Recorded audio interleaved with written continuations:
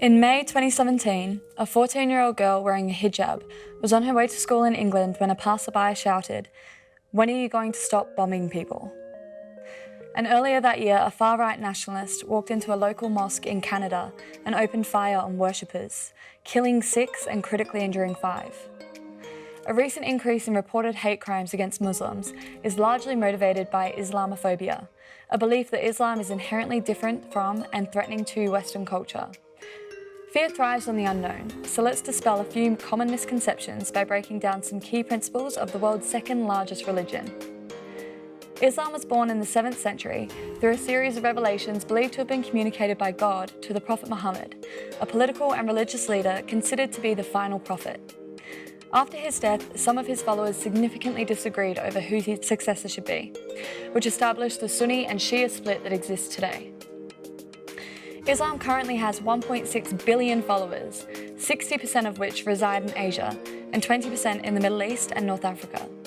However, the Middle East and North Africa have the highest percentage of Muslim-majority countries, with almost every country in the Middle East citing a population that is at least 75% Muslim. While the lives of practicing Muslims are culturally diverse, faith is primarily expressed through the 5 pillars of Islam. Shahada, a testimony that must be declared to convert to Islam. Salat, short prayers that are performed 5 times throughout the day. Zakat, an annual donation of personal wealth to aid the less fortunate. Saum, a self-purification food and drink fast from sunrise to sunset in the month of Ramadan.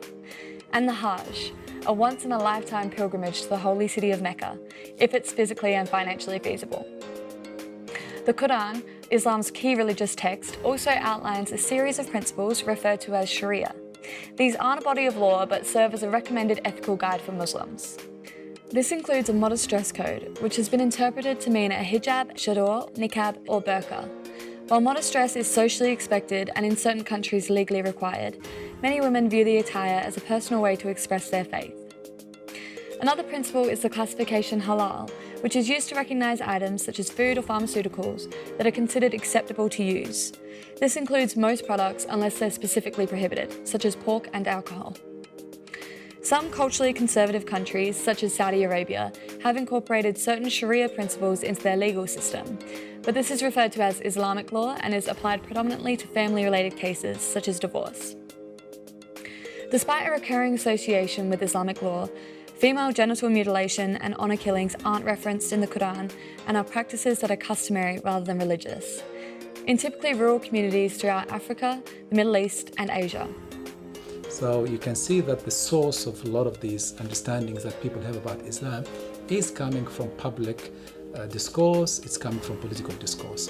And there is no doubt that that contributes to this very problematic association of Islam. Lastly, one of the most common misunderstandings is the everyday Arabic phrase Allahu Akbar, which translates to God is great, and is regularly used by Muslims in times of prayer, celebration and sadness.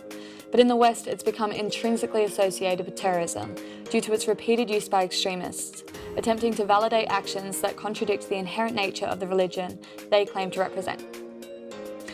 Religion is a powerful tool that's frequently manipulated by groups with extremist beliefs in order to spread their own divisive agenda.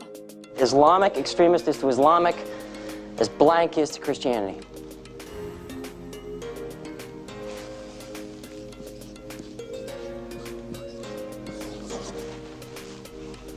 The negative and often violent associations that arise from fringe movements can be particularly damaging if they're validated in the political landscape.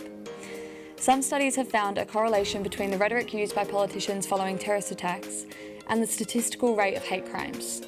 Speeches encouraging tolerance prompt a decrease in reported incidents. Values of love, acceptance, and strength through diversity. In the wake of terror, let us never lose sight of who we are.